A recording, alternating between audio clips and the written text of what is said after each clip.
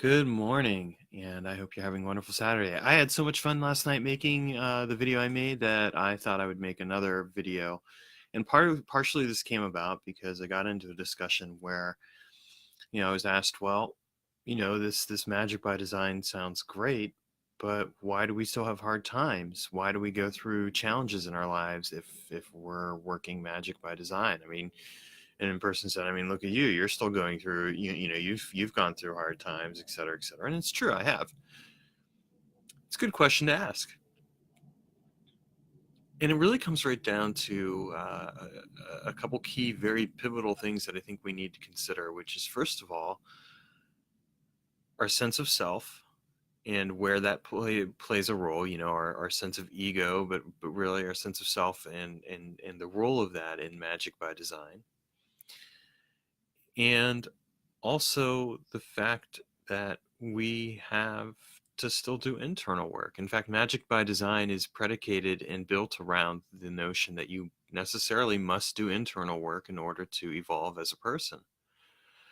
So let me be very clear. I am not advocating with Magic by Design that you get rid of your sense of self and that you don't have an ego or anything silly like that. I don't agree with that kind of approach to magical work or spirituality. I think it's unrealistic. And I find that really with that kind of approach, what ends up happening is that people end up trying to divorce themselves from the very things they need to embrace and face in their lives. And that's really what Magic by Design is about. If you want to design your life, if you want to make your life easier to live, as I said last night, you necessarily must be willing to do the hard work. And what does that mean? Doing the hard work means doing the internal work. It means facing the challenges of your life and doing the internal work. It means embracing your sense of self and actually working with that sense of self to come to greater harmony with your place in the universe and yourself. There's not a person I know, myself included, who doesn't have some type of dysfunctional issue. Um, I think it's fair to say that I'm probably, compared to where I was even a couple years ago, in a much better place in terms of that, but I still have my dysfunctional issues. And I don't know anyone that I've ever met that doesn't have their dysfunctional issues, even when they're an older person. In fact, if anything, it seems to me that older people end up have their issues become more ingrained and entrenched, especially if they haven't dealt with them. If they have dealt with them, then I think life becomes easier to live. But again, it's up to people to decide that. When I talk about Magic by Design and this notion of utilizing magic to change your life as opposed to just doing reactive magic to solve your problems, what I'm really talking about is this fundamental recognition that we cannot be who we are without accepting the fact that we are in fact somebody. You can't get rid of your ego or your identity. Again, I know some people that's their goal. They want to do that, and I think really fundamentally where I see that is actually in Western approaches to Eastern mystical practices. And what I would observe is that in such a case, I don't think those people really understand those Eastern mystical practices. They've gotten caught up on bad interpretations of the material, and they are dealing with an interpretation, and they don't necessarily fully understand what is being shared. So I want us to do away with this notion that you need to get rid of yourself or that you need to dissolve your identity or anything else along those lines, because that's not going to do you any good. And in fact, I think that actually increases a person's dysfunction exponentially, because the more you try to get away from yourself, the more yourself fights back. And how does it fight back? It uses the very issues that you are living with and dealing with to get your attention. This actually goes to the heart, or at least part of the heart of experiential embodiment, because experiential embodiment is a concept that I'm currently exploring and fleshing out. And essentially, one key principle of experiential embodiment is that you have to embrace the experience that you are in and embody it in order to transform that experience. If I have issues, I can't get away from them. And I'll use myself as an example. For a long time, I used to feel empty. And I had a really dysfunctional relationship with emptiness. I mean, I still feel empty, but there's a difference now. I had a very dysfunctional relationship with emptiness, and my approach to handling emptiness was to try and fill it up with whatever I could fill it up with: video games, sex, books, magic, whatever. I was trying to get away from emptiness. I was trying to do whatever I could. I used to cut myself. I used to do other things to myself. Nothing I did ever provided much in the way of relief from emptiness. I mean, it was like a temporary fix. And there came a certain point where I realized that I really needed to just spend some time with emptiness and get to know it. And I did a year-long elemental working with emptiness. And that year-long work with emptiness was really more about working through my dysfunctions around emptiness than actually being present with emptiness when I look back on it in retrospect. But I could not be present with emptiness if I wasn't willing to do the work around the dysfunction. Now, let's tie that all back together to this Magic by Design thing. My challenge in my life at the time was that I had this challenge around being present with emptiness. I could not be comfortable with emptiness, and I was trying to fight it. And so consequently, that was creating the challenges in my life around emptiness, and it was creating a lot of behavior that was dangerous to myself and dangerous to other people. It wasn't until I started to do the work around emptiness, where I started to work with emptiness for a year and worked with the dysfunctions, that I started to change that relationship. That was a hard year of my life. I mean, that was a year where basically during that year, my first marriage basically continued to fall apart. It was already falling apart anyway, but it fell apart even more. And basically the culmination, shortly after that year ended, that's when my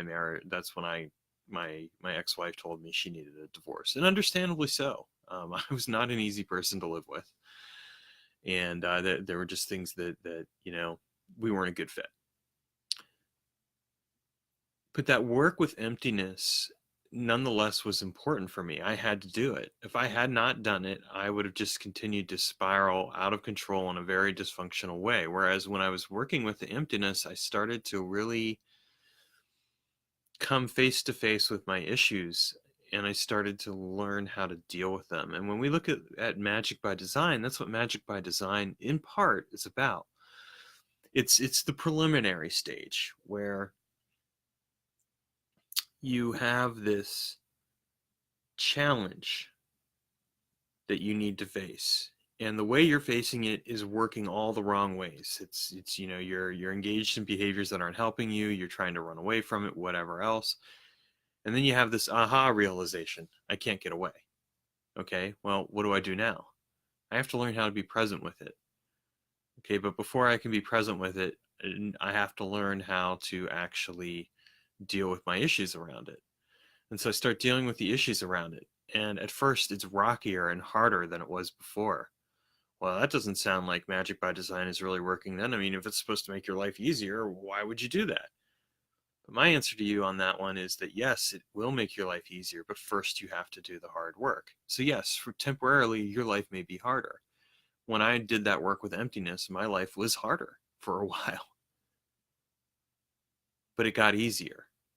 Things aligned themselves in my life in ways that weren't always necessarily fun or easy at the time, but things aligned myself in my life where things that were not working fell away, i.e. the first marriage, that fell away. It wasn't working. It wasn't working for either of us. It wasn't healthy for either of us, and it was better for both of us to go our separate ways. So it fell away. It just went to the wayside. But my life got easier.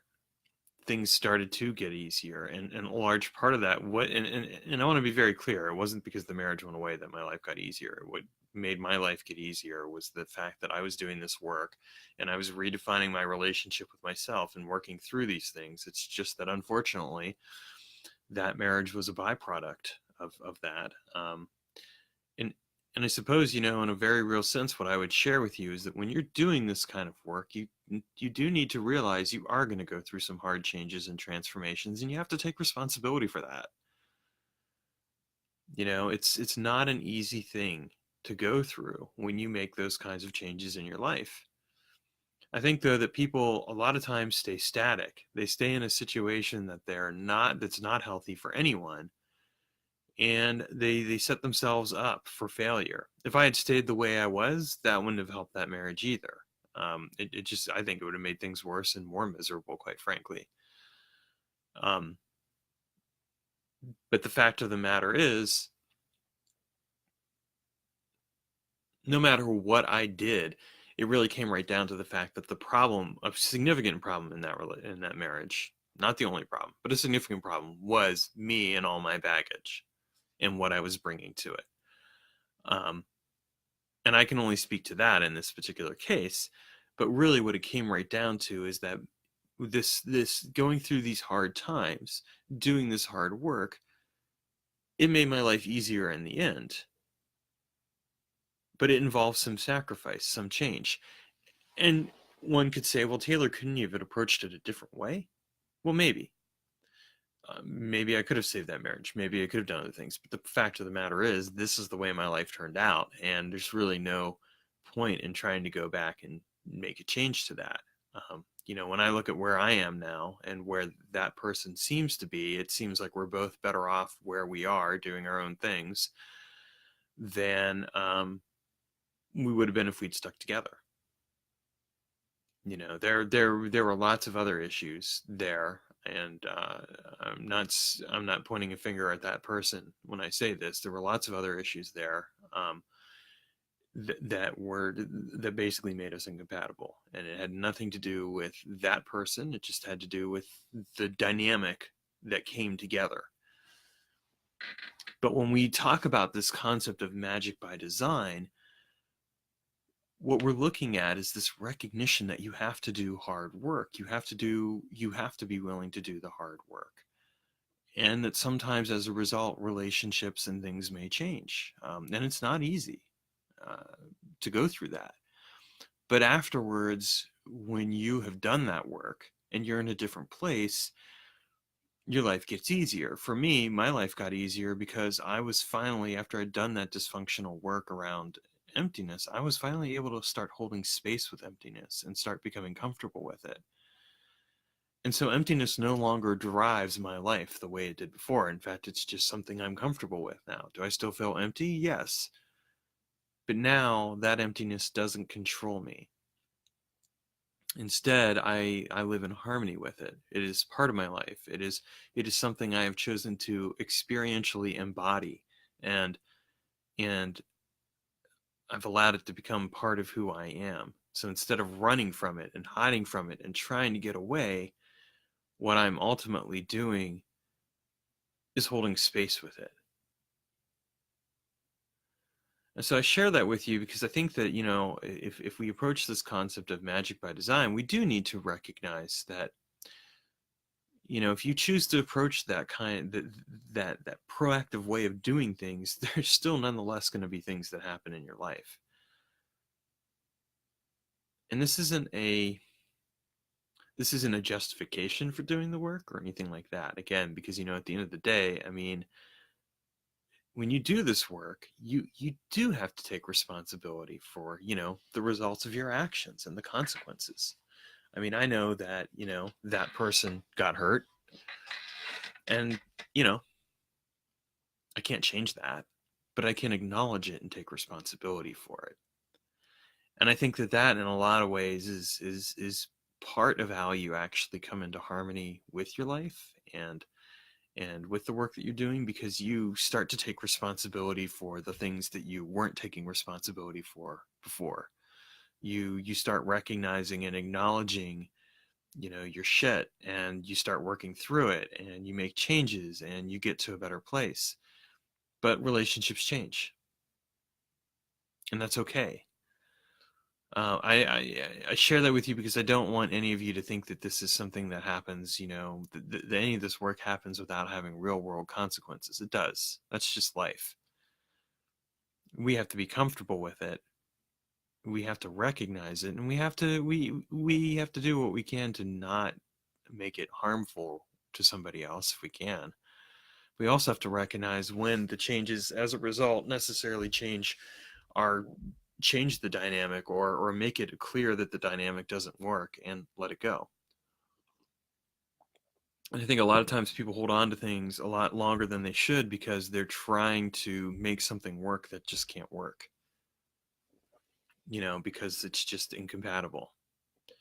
It really comes right down to the fact too that if you ultimately cannot, if you cannot be in harmony with yourself, you certainly cannot be in harmony with anyone else. And ironically enough, then you might say, well, then what's the point of even being in a relationship? And my answer to that is, it's part of how you find your way to harmony, weirdly enough. The relationships we have with other people hold a mirror up to us, and they show us who we are. That's not the only reason we're in relationships, at least it's certainly not for me, and I certainly hope it's not for you. But the relationships that a person is in, those relationships hold mirrors up, and they cause us to examine ourselves and each other, and to really weigh and recognize what those relationships are, what they mean.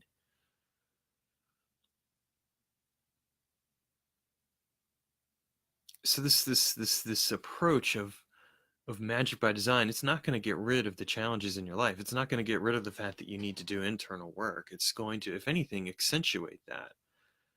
It's going to make it more clear that you need to do it. But the only way you can do it is by embracing yourself, working through your dysfunctions, and doing the internal work to turn around and work through the issues that are in your life. You cannot escape from yourself. You cannot escape from the things within yourself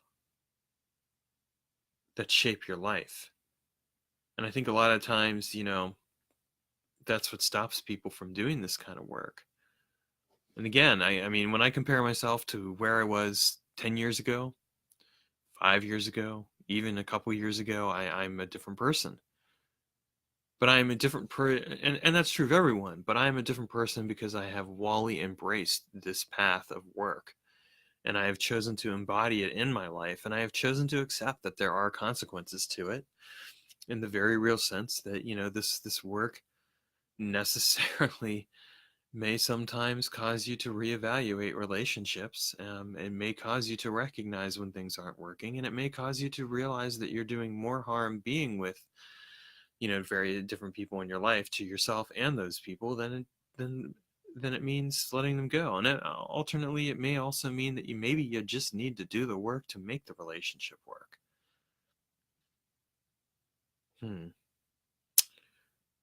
It's really kind of got off track, but that's okay. May not have been the best example to have used, but I'm not gonna go away from it. I think that it's still a valid one.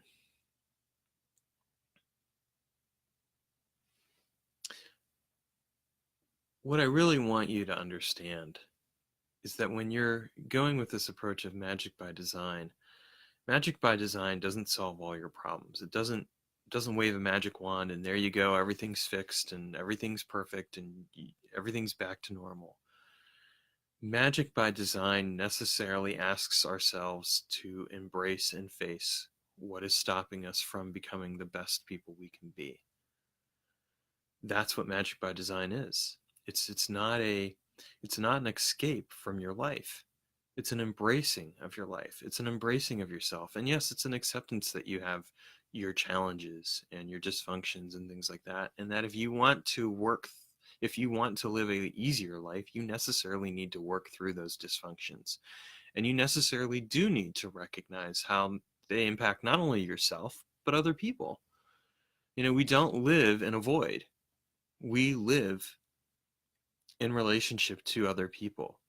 We can't take responsibility for those people. I mean, those people are responsible for their own past, but what we can take responsibility for is our awareness of how we affect those people through our actions. And then what do? We take responsibilities for those actions. We do what we need to do to become better people, to work through things. But again, this kind of work is not, there's no guarantee that you're not going to come away with realizations of change that may necessitate changing the relationships that you have with people, changing the relationship with yourself. If anything, this is a full acceptance of it. It's fully taking on this responsibility through the embodiment of the work, acknowledging that, yes, I'm going to be making these changes. I'm going to work through these hard times and challenges to make my life easier. And at the same time, I'm going to come face to face with some unpleasant truths that I have been avoiding. When we don't face our truths, the truth about ourselves, the truth about the relationships we're in, the truth about other things, we cannot live an authentic life. And we certainly can't design our life with magic at that point, because those things are going to continue cropping up until we face them. And that's why the challenges we have in our life come in. You know, I think of the challenges in our life as part of the sacred mission of ourself. When you connect with when you're doing this work, you're connecting with your sacred self. You can't get rid of it. It's there. It's always going to be there. And those challenges that are in your life, they come with that. And it's on you to decide what you're going to do with them. You can either let them define you and control everything that you do and how you respond to things, or you can choose to work through them, painful as it'll be, hard as it'll be, and come to whatever peace you can come to. And that's not always easy. I say this as somebody who's been raped, who has had abuse in my life. I know these things. I'm not, saying any of the trauma that we deal with, that it can just be wiped away, but we have to come to a different relationship with it. And that's not easy work. But if we don't come to that relationship with it, it will always define our lives.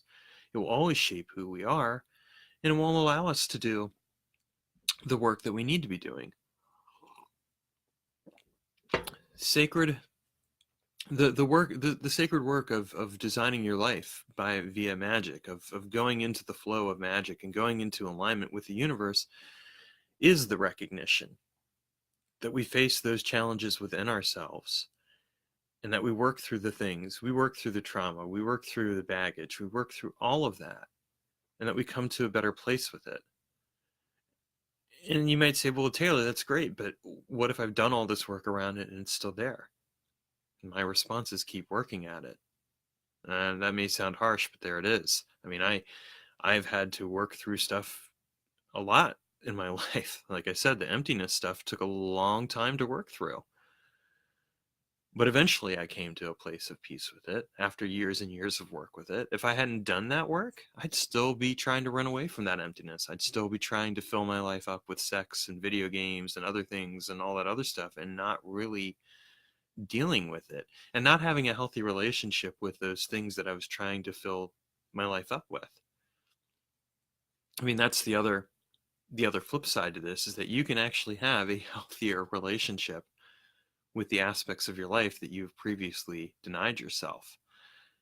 As an example, using my example of sex, I'll use that. When I stopped utilizing sex as a way to try and escape being empty, that's when I started discovering the healthy aspects of sex. That's when I started genuinely connecting with people when I was with them, as opposed to just trying to escape into the sensation. And that's the thing that, again, we come face to face with these unpleasant truths about ourselves. We see these things and we see how, in a very real sense, we have perpetuated our own trauma onto other people. And that's the hardest thing to face right then, is that we have perpetuated that our own trauma in our own way. It may not be the exact same way, but we've perpetuated it. But that's when we have to, that's when we have to forgive ourselves. That's when we come face to face with our shame. That's when we come face to face with those things, and we just have to hold space and embody it and work through it. When you do that, yes, it's hard work, but your life will be easier after that. Trust me on this. As someone who has done the work and has had my life become much easier overall. I mean, my life nowadays is very simple, very easy. And I think it'll continue to get simpler and easier as I continue to do this work. It's worth it. Yes, you will face hard truths about yourself and hard truths about other people and things like that. I'm not gonna I'm not going to sell you on it any other way. I'm just going to tell you the hard truth because I'm not doing you any good if I don't. But I believe in you. Most importantly, you need to believe in yourself. I can believe in you until my face is blue, and it won't matter. But if you have to believe in yourself, you have to be willing to do the work. But if you do this work by design, your life changes. It gets easier. Things start to align.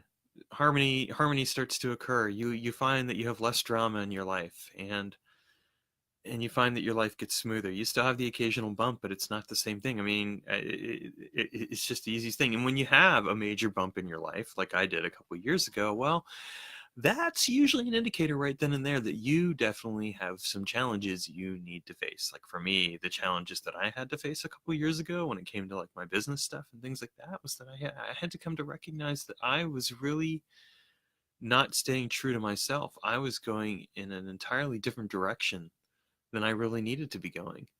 And that's and it was making me into an unpleasant, bitter person. Once I faced that hard truth and started making some changes, life got easier again. And to this day, it's continued to be easier. And now I'm in line with this purpose. I'm writing books, I'm doing other things, and I'm focused on what really matters to me and on my mission. And through it all, I haven't had to sacrifice my identity. I haven't had to give up myself. If anything, I've come into alignment with myself and through myself in alignment with the universe. There's still work to be done. There's still stuff to be, burred out and polished and all that other stuff. There always is. Um, I know that because that's just the nature of life. You don't live life without challenges. It's how you embrace those challenges and deal with them and come to accept them that defines whether or not they are harder to face or not. And if you get to this point where you're proactive instead of reactive, the challenges in your life will become a lot easier to face because you'll already have a plan in place and you'll know how to respond and deal with things, and you'll come away feeling better and happier. And at the same time, you'll be able to embrace those moments when you're feeling really depressed or sad or upset, and you're not going to see it as a thing to escape from. You're going to see it as a thing to embrace that helps you truly love yourself and be present with yourself. So there you go. That's that's a lot, almost a half hour. Hope you enjoyed it. This is part of what I am writing about in the inner alchemy of breath and sound, which I'm working on now, among other things. So we're definitely going to be exploring this in more depth in the book. But this is also really this idea of magic by life design. That's what this is about. And I hope that this has been helpful to you today. Feel free to share questions, comments, whatever else, and have a great day.